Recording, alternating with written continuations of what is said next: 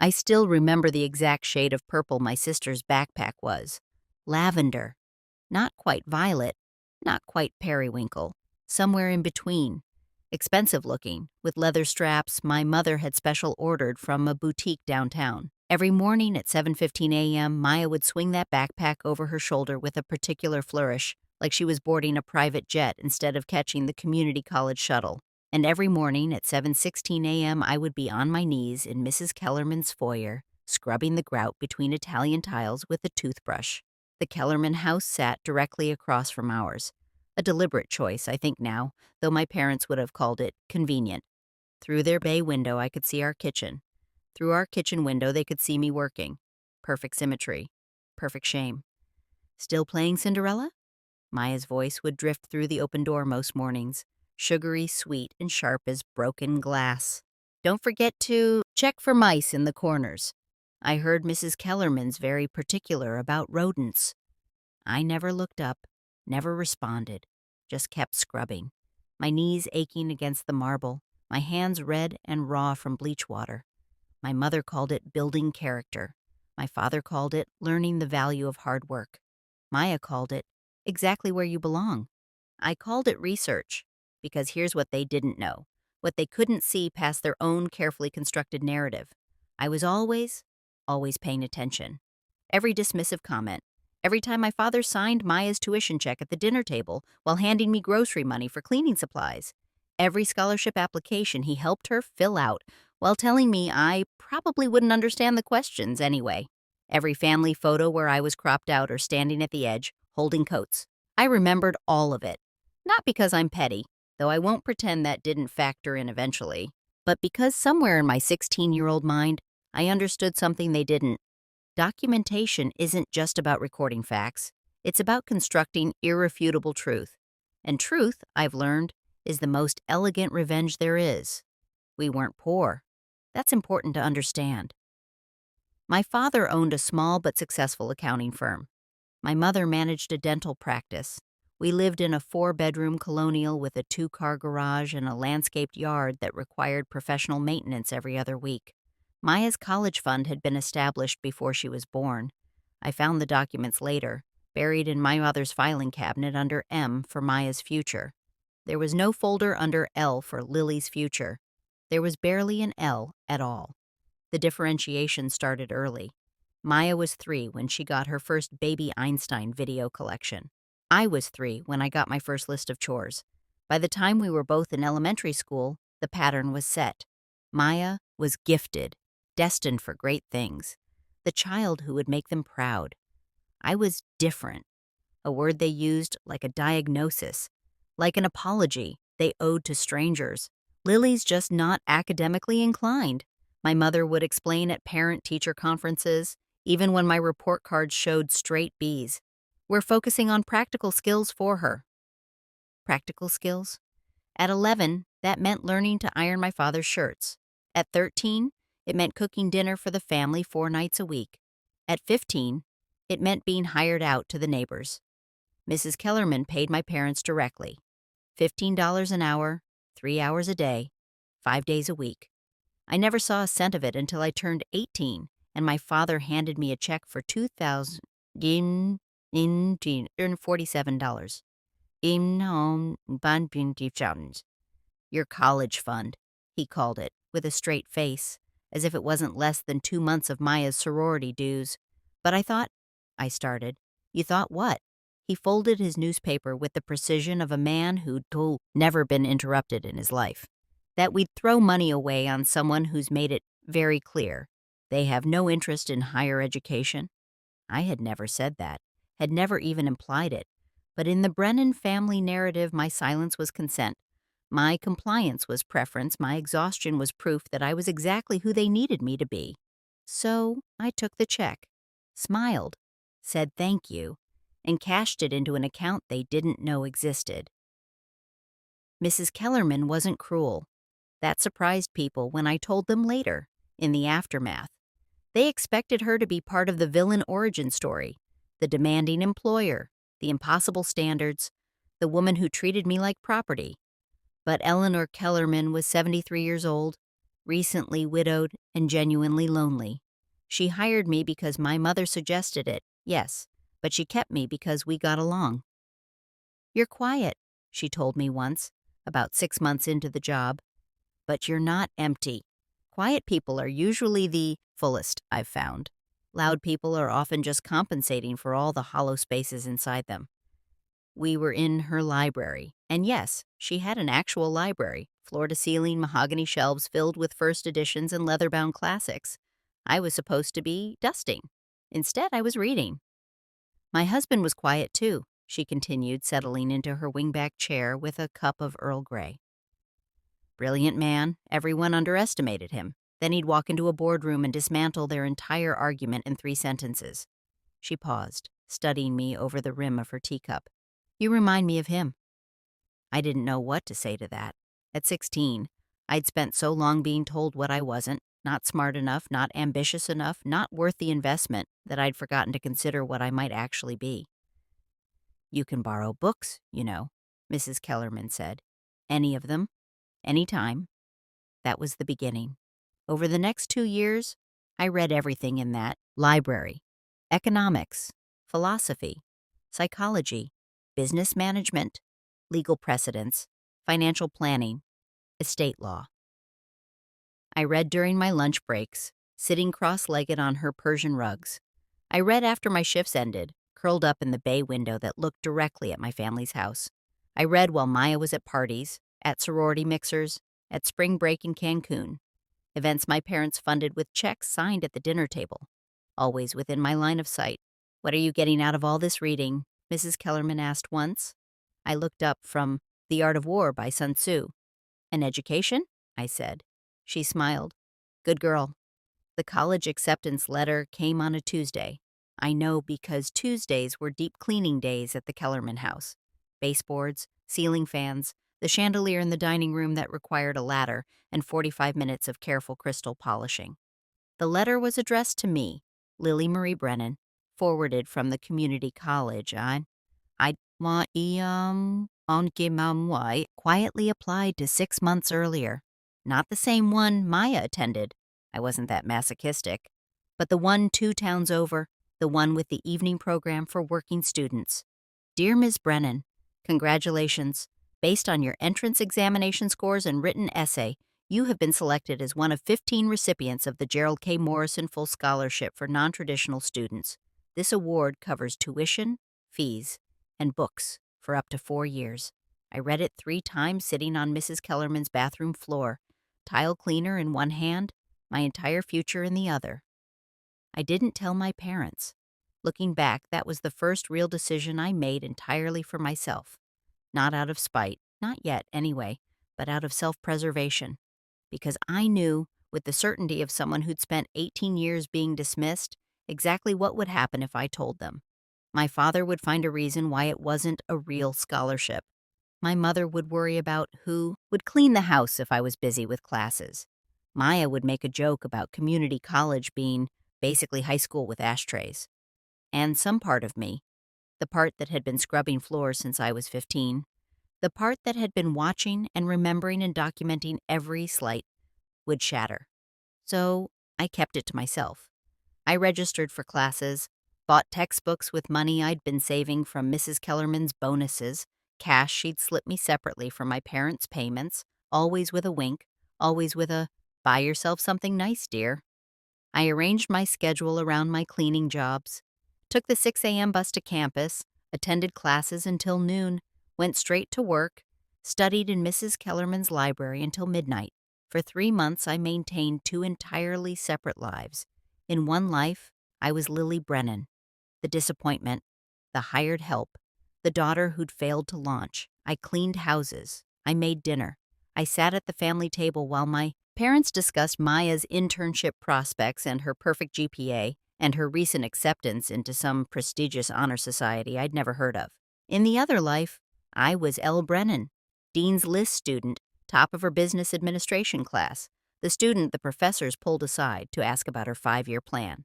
The 2 lives coexisted perfectly until Maya's graduation party. My mother went all out, rented tables for the backyard, hired a caterer, ordered a custom cake with Maya's university logo and edible gold leaf.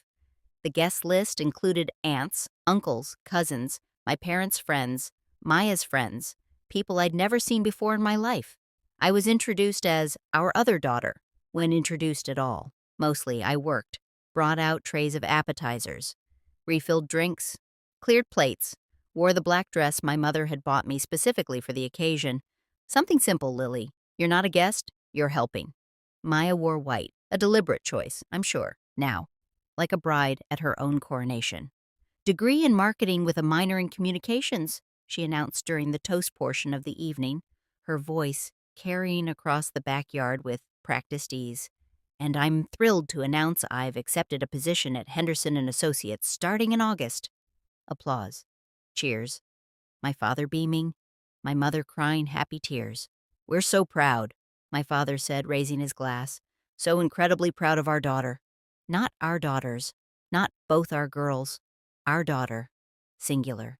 I was standing by the drinks table, holding a tray of empty wine glasses, and something inside me just clicked. Not broke. Breaking implies something sudden, dramatic, irreversible. This was quieter, more like a door closing or a switch flipping. I set down the tray carefully, walked into the house, climbed the stairs to my room, and called Mrs. Kellerman. Eleanor, I said. I'd been allowed to use her first name for months now, a privilege. Maya would have envied if she'd known about it. Remember that thing you said about your husband? About quiet people being underestimated? Of course. I think I'm ready to stop being underestimated. There was a pause. Then, come over tomorrow. We need to talk about your next steps. The thing about being invisible is that people forget to hide things from you. Tax returns left on the kitchen counter, bank statements in the recycling bin, phone conversations conducted at full volume because why would the help be paying attention? Legal documents, investment portfolios, credit card bills, all of it accessible to the girl who cleaned the offices, organized the files, dusted the bookshelves. I didn't go looking for information, not at first, but once I started seeing it, I couldn't unsee it. My parents' business expenses included line items for Maya's professional development, trips to conferences, networking dinners, a laptop upgrade every 18 months. The dental practice my mother managed had a family employee benefit program that covered Maya's health insurance, car insurance, and phone plan. I paid for my own phone, bought my own used car with cash I'd saved from 3 years of cleaning jobs. My health insurance came from working part-time at a campus bookstore, but it wasn't just the financial disparity that caught my attention. It was the pattern. Maya's first semester tuition, $47,000, paid in full. Her sorority dues, $3,200 annually, paid in full. Study abroad program in Florence, $18,000, paid in full.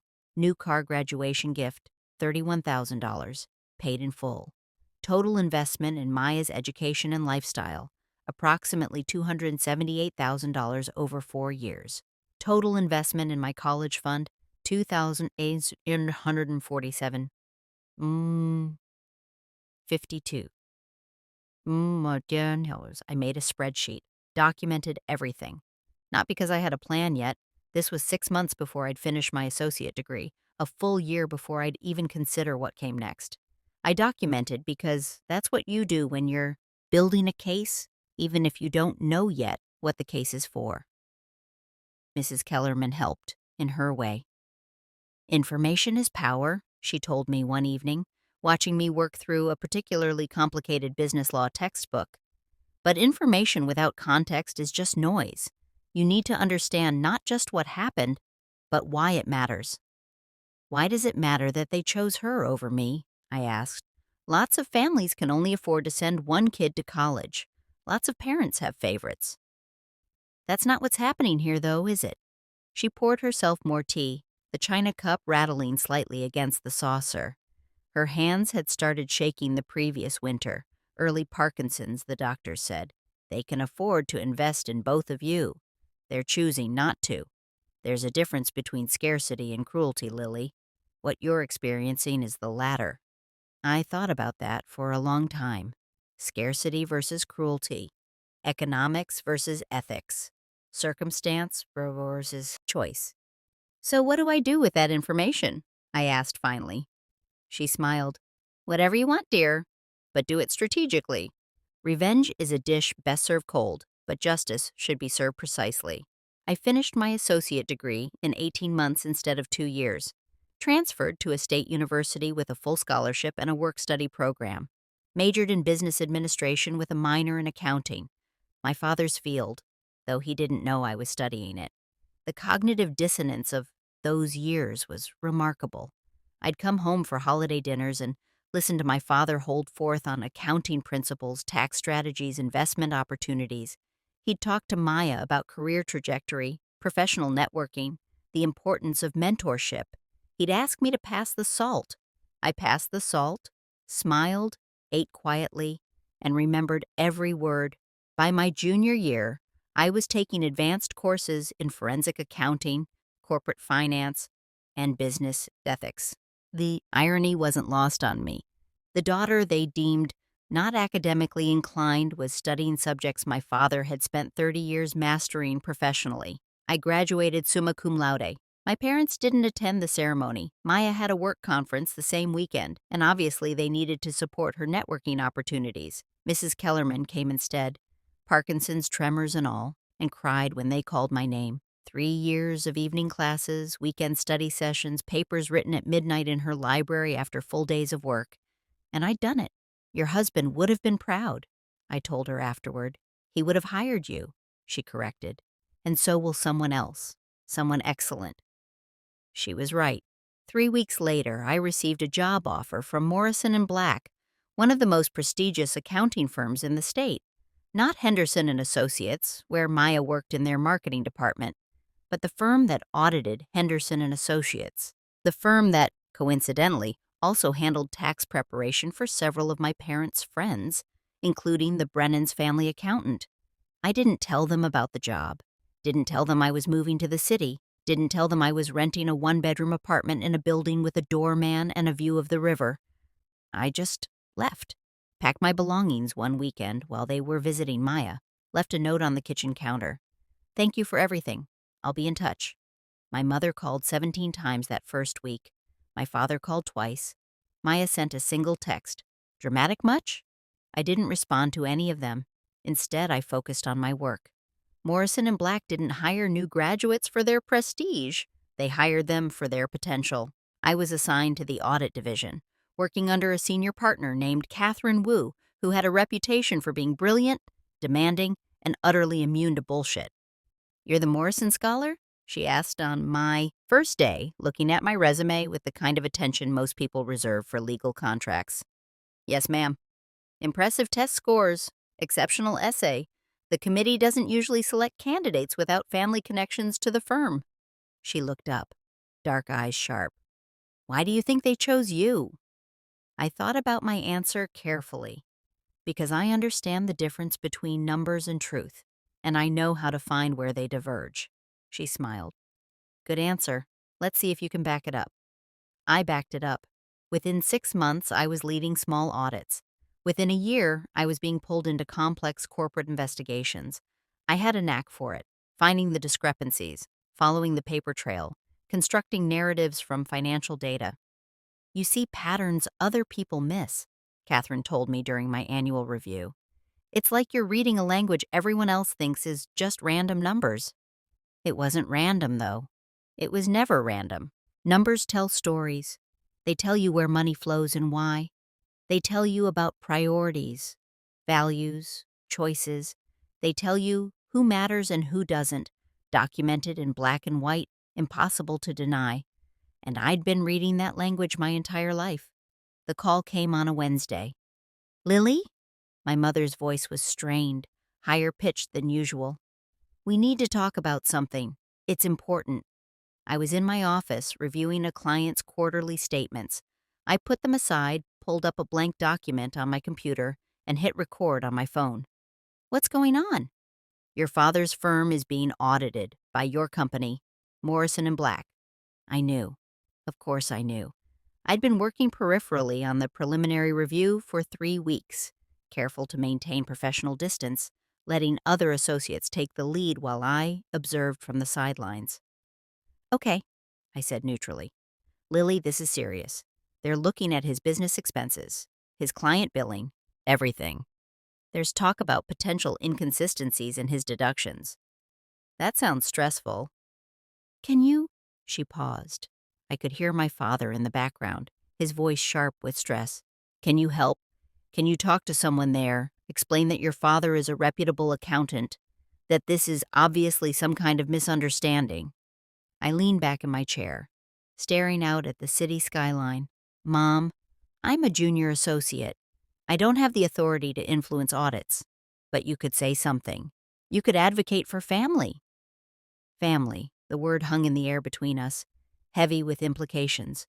I thought about all the times I'd cleaned houses while Maya went to class, all the times I'd served dinner at family gatherings while being introduced as our other daughter, all the times my father had signed checks for Maya's future while handing me grocery money, all the documentation I'd accumulated over years of being invisible. I'll see what I can do, I lied, and hung up. The audit revealed exactly what I suspected it would. My father's firm was legitimate, mostly. The actual accounting work was sound, but his business expense deductions were creative, bordering on fraudulent. Country club memberships classified as client entertainment, vacation expenses listed as professional development, and, most damningly, personal expenses for Maya's education classified as employee training and development. The problem with that particular deduction, Maya had never been an employee of the firm. She'd worked for Henderson and Associates since graduation, never for Brennan and Associates. But on paper, for tax purposes, she'd been listed as a contract consultant for 3 years. 0 hours worked, 0 deliverables, 0 actual employment, just $140,000 in fraudulent deductions. Catherine Wu brought me into her office the day the preliminary findings were compiled. I need to ask you something, and I need you to be completely honest. She closed the door, turned to face me directly. Did you know about any of this before we started the audit? No, ma'am. Technically true. I'd suspected. I had seen patterns, but I hadn't known with certainty until Morrison and Black's investigation confirmed it. The subject is your father. I'm aware. And you had no prior knowledge of the financial irregularities. None that I could have reported with professional certainty. She studied me for a long moment. Catherine Wu hadn't built her reputation by being easy to fool. You're going to be deposed as a potential witness, she said finally. The IRS is getting involved. This isn't just an audit anymore. It's a criminal investigation. I nodded, kept my face carefully neutral. How do you feel about that? About following the law? I met her gaze steadily. I feel like it's exactly what I'm supposed to do. Even when it's family? Especially when it's family, I said quietly. Because if they'll commit fraud using my sister's name, what does that say about their respect for truth? For ethics? For basic fairness? Catherine's expression softened slightly. Off the record, I reviewed your scholarship application essay before approving your hiring. I know your background. I know what you came from. I waited. This must be hard. It's necessary, I corrected. Hard and necessary aren't mutually exclusive. She nodded slowly. Prepare your deposition. Document everything you remember about your father's business practices. And Lily, don't protect him. He didn't protect you. They met me at a lawyer's office. All of them. My mother, my father, Maya, and their attorney. A silver-haired man in a suit that cost more than my first car. I wore black, simple blazer, tailored pants, minimal jewelry, professional, calm, the opposite of what they expected. Lily, thank God. My mother stood when I entered the conference room, reaching for me like I was a life raft. You can clear this up. Tell them there's been a mistake. I sat down across from them, placed my briefcase on the table, and looked at the court reporter. I'm ready when you are. The deposition took 4 hours. They asked about my father's business practices. I answered truthfully. I didn't know many details. I had never been involved in his work. I had never been consulted about financial decisions. They asked about Maya's employment history. I provided dates, companies, positions held, none with Brennan and Associates. They asked about my education. I explained the scholarship, the evening classes, the work-study programs. The 2,147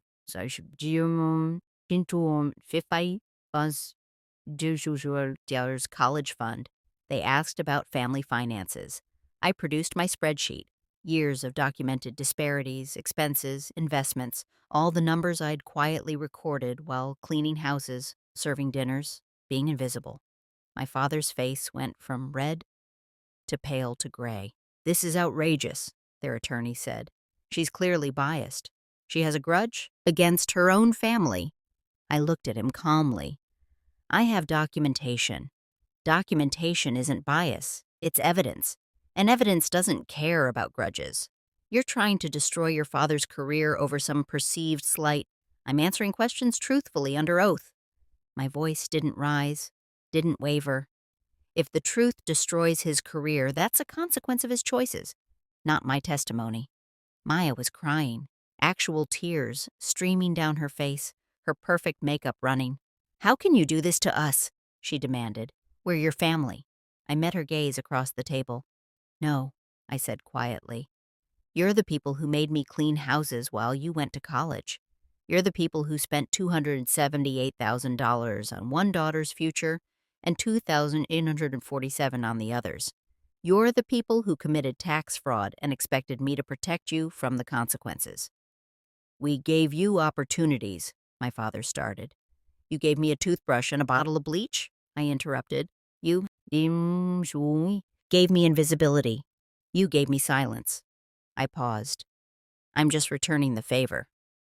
The IRS doesn't move quickly, but when they move, they're thorough."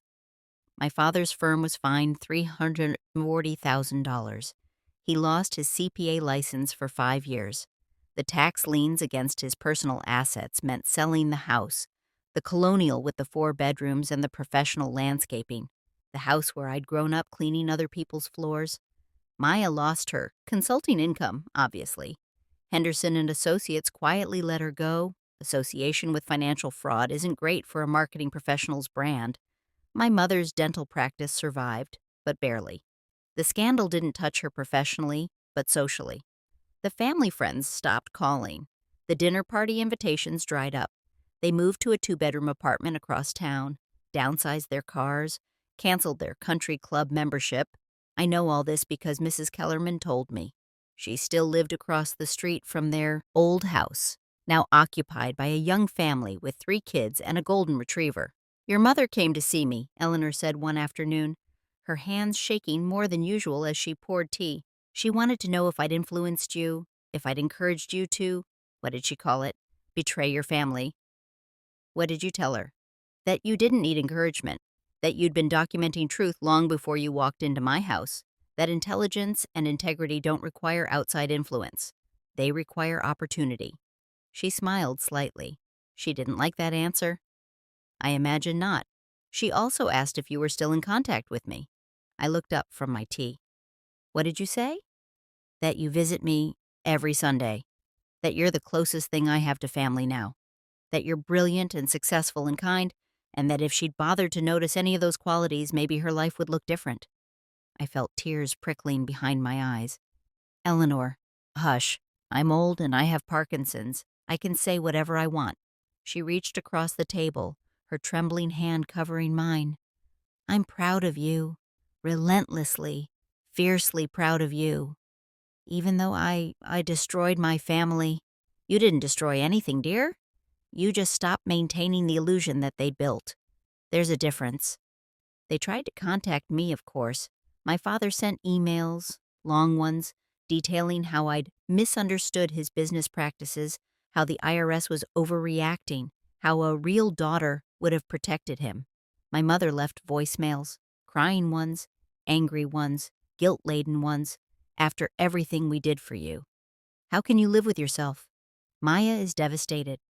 Maya herself sent texts, hundreds of them, ranging from apologetic, "I didn't know what Dad was doing, I swear," to vengeful, "You've ruined my life and I'll never forgive you," to desperate, "Please, Lily, just talk to us." I didn't respond to any of them, not because I was being cruel, though I won't pretend there wasn't some satisfaction in the silence, but because I understood something they didn't. I didn't owe them my attention. I didn't owe them forgiveness. I didn't owe them anything. They'd spent 24 years teaching me that lesson. I'd finally learned it. Instead, I focused on my career. Morrison and Black promoted me to senior associate. Catherine Wu took me on as a protege. I specialized in forensic accounting, in finding the patterns people tried to hide, in constructing truth from numbers. I was good at it. Exceptionally good. You have an unusual talent, Catherine told me during my third-year review. Most auditors see discrepancies. You see stories. You understand that numbers are just people's choices, made visible. I've had a lot of practice, I said. She raised an eyebrow. The Brennan audit, among other things. That must have been difficult. I considered the question carefully. It was clarifying. Sometimes the hardest thing and the right thing are the same thing. And you're okay with being the person who did that. To your own family?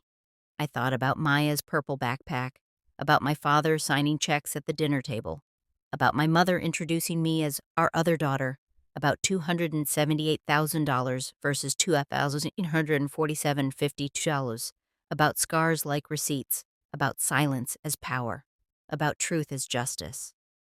I'm okay with being the person who told the truth, I said finally. What they did with that truth, how they chose to respond, what consequences they faced, that's on them. Catherine smiled. Partner track, she said. If you want it. 3 to 5 years, depending on performance. I wanted it. 5 years after the deposition, I wrote them a letter, not because I owed them closure, I didn't, but because I'd built a life I was proud of, and some part of me wanted them to know. Not to gloat, not to wound, just to document one final piece of evidence in the story of who I'd become. Dear Mom, Dad, and Maya, I'm writing to inform you that I've been made partner at Morrison and Black. At 32, I'm the youngest partner in the firm's history. My specialty is forensic accounting and corporate fraud investigation. I'm good at finding patterns. I'm good at uncovering truth. I imagine you're not surprised. I want you to know something. I don't hate you. I don't even think about you most days. That's not cruelty. It's just honesty. You taught me that some people are worth your energy and some aren't. You taught me to be strategic about where I invest my time. You taught me that love has to be backed up by action, by choice, by equity. You taught me all of this by showing me what it looks like when those things are absent. So thank you, I suppose. Thank you for the clarity. Thank you for the motivation. Thank you for making it so easy to walk away, because you'd already made it clear I was never really welcome. I don't need your apology. I don't need your explanation. I don't need anything from you. I just needed you to know I won. Not because I destroyed you, that was incidental, but because I built something better than what you offered me, better than your conditional love, your double standards, your careful hierarchy of worthiness. I built a life where I'm valued, where my work matters, where silence is a choice, not a survival mechanism. Eleanor Kellerman passed away last month. She left me her house, the one I cleaned for 3 years, the one with the library where I educated myself, the one directly across from yours. I'm going to live there. I'm going to fill it with books and purpose and people who see me. If you ever want to understand what you lost, just look out your old kitchen window. Except you can't, because you don't live there anymore. That's called irony. I hope Maya is well. I hope you found some way to rebuild. I hope you've learned that love isn't a zero-sum game, and that investing in both your daughters wouldn't have diminished either of them. It would have multiplied what you had. But I doubt it, because some people spend their whole lives doubling down on their mistakes instead of admitting them. I wouldn't know. I'm too busy being successful. Take care. Lily P.S. The purple backpack is in my office. I bought it at an estate sale 3 years ago. Turned out to be the exact model Maya had. I keep it as a reminder that expensive things are often just things. Character, competence, integrity, those can't be purchased. They have to be earned. I earned them. You didn't. I'm sitting in Eleanor's library, my library now, writing this. It's late. The city is quiet. Through the window I can see the house where I grew up, lights on in windows that belong to strangers now. Sometimes people ask if I have regrets. They expect me to say yes, to wax poetic about family bonds, about forgiveness, about how revenge is hollow and justice is cold comfort. But here's the truth they don't want to hear. I sleep perfectly well at night. Not because I'm heartless, not because I don't understand the complexity of family dynamics, the nuance of parental failure, the tragedy of wasted potential, but because I understand something more important. You can't set yourself on fire to keep other people warm. You can't build your life on someone else's narrative. You can't accept crumbs and call it a feast. I refused the crumbs. I built the feast myself. And yes, there was satisfaction in watching them face consequences. I won't lie about that. But the real victory wasn't their downfall. It was my rise. It was every degree I earned, every promotion I received, every case I closed, every client I helped, every truth I uncovered. It was becoming the person they never believed I could be. Not despite their neglect, but because their neglect taught me self-reliance. Their dismissal taught me determination. Their financial fraud taught me the importance of integrity. They were the best teachers I ever had precisely because they taught me what not to be. So, if you've ever been underestimated, overlooked, written off, if you've ever been the daughter cleaning houses while your sister goes to college, if you've ever been introduced as our other child, if you've ever been handed 2,000 uninsured 4752 and told it's your future, I want you to know something. They're wrong about you. Not because you're special or chosen or destined for greatness, but because you're the only person who gets to decide your worth. Not your parents, not your siblings, not your circumstances. You. And if you're quiet, if you're watching, if you're documenting every slight and remembering every dismissal, good, because quiet people are usually the fullest. And eventually, that fullness overflows. Mine did. Yours will too. And when it does, make sure you're strategic about it. Make sure you're precise. Make sure your truth is irrefutable and your evidence is documented and your intentions are clear, because revenge might be a dish best served cold. But justice? Justice should be served with receipts. I have mine. All of them. Organized chronologically in a filing cabinet in the corner of this library, each document a testament to choices made and consequences earned. And on the top of that filing cabinet sits a lavender backpack, leather straps carefully preserved, a reminder that expensive things are often just things. But character? Character is priceless, and mine is worth more than $278,000, worth more than any amount they could have invested, worth more than they'll ever understand. I built it myself, from scratch, from silence, from the spaces where I was supposed to disappear. I built it, and it's mine, and they can't touch it. That's not revenge. That's just truth. And truth, I've learned, is the most elegant justice there is. If you're reading this and seeing yourself in these words, in the overlooked daughter, in the invisible child, in the person scrubbing floors while others coast on privilege, know this. Your silence isn't weakness. Your documentation isn't pettiness. Your eventual triumph isn't spite. It's survival that became strategy. It's observation that became evidence. It's quiet that became power. And power, wielded precisely, changes everything. Not just for you, but for everyone who comes after you, who sees what you built from nothing, who learns that being underestimated is sometimes the greatest gift of all. Because while they're busy dismissing you, you're busy becoming undeniable. And there's nothing more powerful than that.